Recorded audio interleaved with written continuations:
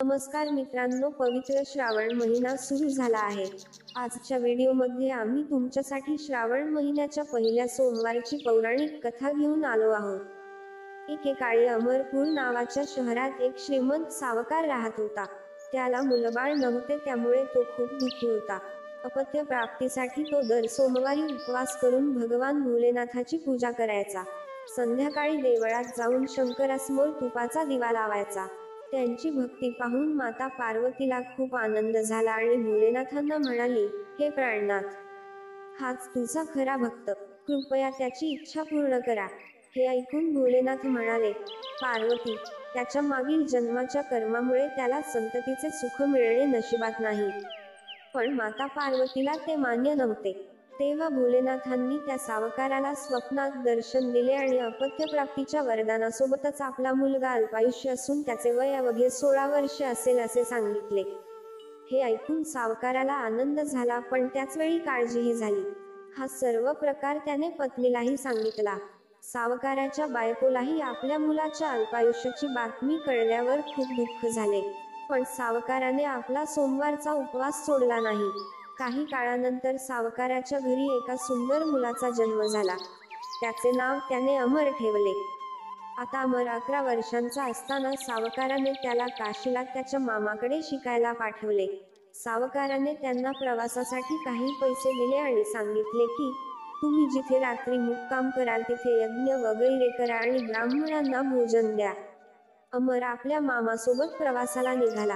वाटेत तो एका राज्यात पोहोचला जिथे एका राजकन्येचे लग्न होत होते। पण ज्या राजकुमाराशी तिचे लग्न होणार होते तो अचानक काही कारणाने एका डोळ्याने आंधळा झाला।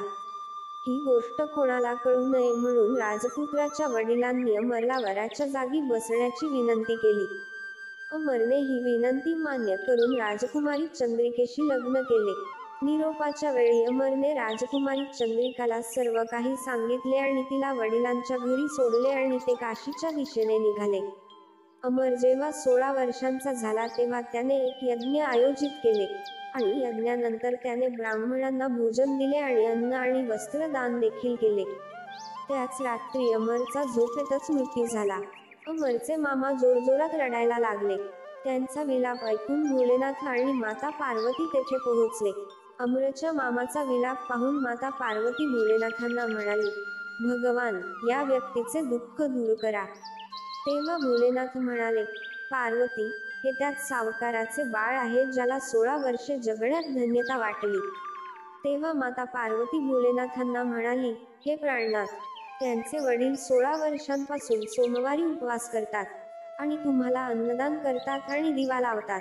कृपया त्यांचे दुःख दूर करा। माता पार्वतीची अशी प्रार्थना ऐकून भोलेनाथांनी अमरला जीवनाचा आशीर्वाद दिला। वरदान मिळताच अमर जिवंत झाला। तो बरा होताच तो आपल्या शहरात परतला। मग वाटेत त्याला राजकुमारी चंद्रिका भेटली। तेथील राजा आणि राजकुमारी चंद्रिका यांनी अमरला ओळखले। राजाने राजकुमारी चंद्रिकेला अमरसह तिच्या घरी पाठवले। दुसरीकडे सावकार आणि सावकाराच्या बायकोला आपल्या मुलाचा वयाच्या 16व्या वर्षी मृत्यू निश्चित असल्याचे माहीत होते। यामुळे ते अत्यंत दुःखी होऊन आपले जीवन व्यतीत करत होते। तेवढ्यात त्यांचा मुलगा अमर राजकुमारी चंद्रिकासोबत घरी पोहोचला। अमरला त्याच्या नवविवाहित पत्नीसोबत पाहून सावकार आणि सावकाराच्या बायकोला खूप आनंद झाला।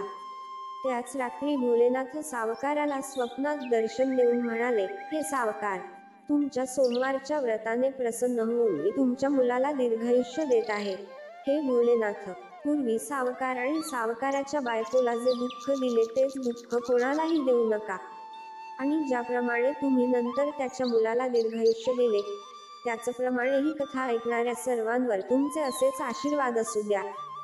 मित्रांनो, व्हिडिओ आवडला असेल तर व्हिडिओला लाईक करा आणि व्हिडिओ कसा वाटला ते देखील कॉमेंट करून कळवा। आणि अशाच नवनवीन व्हिडिओसाठी आपल्या चॅनलला सबस्क्राईब करा। धन्यवाद।